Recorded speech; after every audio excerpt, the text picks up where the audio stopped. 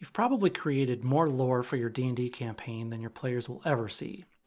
Maybe it's a binder full of notes, a dozen maps, or a timeline you're secretly a little proud of.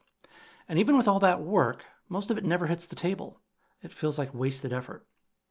So how do you reveal the world you've built without overwhelming your players or dropping a giant lore dump on them?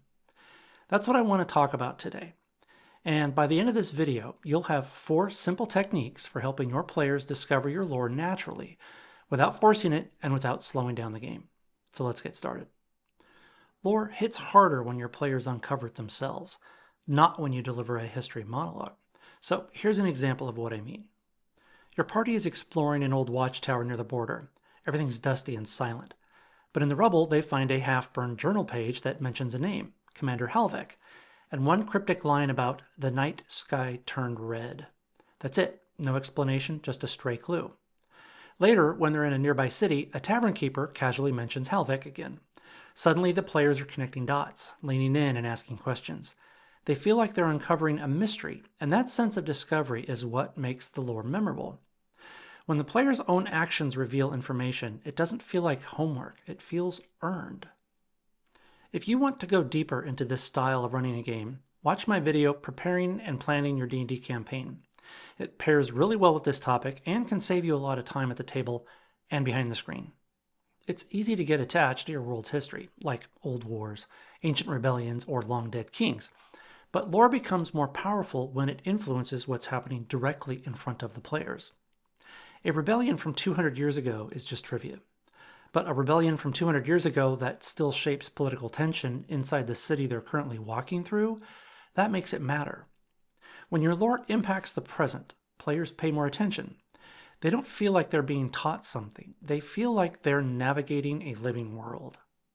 If you find this kind of DM advice helpful, click like and subscribe. It doesn't just help the algorithm. It tells me these are the topics you want to see more of, and I appreciate it. When it comes to revealing your world's secrets, pace yourself. Think like a mystery writer and reveal clues a little bit at a time. It could be a damaged book that's missing half its pages, or a rumor they hear that validates something they heard earlier. Maybe it's a symbol carved into a medallion found on a slain monster, or a map where some of the locations are labeled and some aren't. Don't just reveal clues about your lore in small chunks. Unusual things are easy to remember, so make them memorable by revealing them in unexpected ways or in unusual places. When information is incomplete or unreliable, it becomes interesting. Players naturally want to fill in the gaps. They start investigating, they lean forward, they start talking to each other. It makes them feel like they're solving a mystery, not just receiving information. And once they start investigating, your lore sticks in their memory without you ever having to dump it on them, or worse, feeling like you have to keep reminding them of it. Sometimes the best way to share lore is to let players physically interact with it.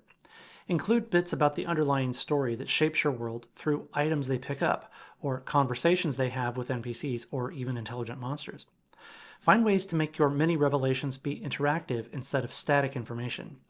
Look at it like a lab instead of a lecture. I've estimated that only about 30% of the locations I create in my campaigns get explored by the players, and even less of the lore tying it together ever gets revealed. With this in mind, let me ask you this. How do you like to give or receive lore in a campaign? Do you prefer discovering environmental clues, stories from NPCs, or slow burn reveals? I'm always curious how other DMs approach this and how players like to experience it, so feel free to share your thoughts in the comments. Lore is one of the most satisfying parts of world building, especially for DMs who love the prep side of the game. However, the way your lore is delivered really matters. Players don't need to receive it all at once, and in fact, that's counterproductive. Let them discover your world the same way people uncover real history, through clues, patterns, stories, and consequences. Give it to them in small chunks, just enough to make them curious, and they'll do the rest.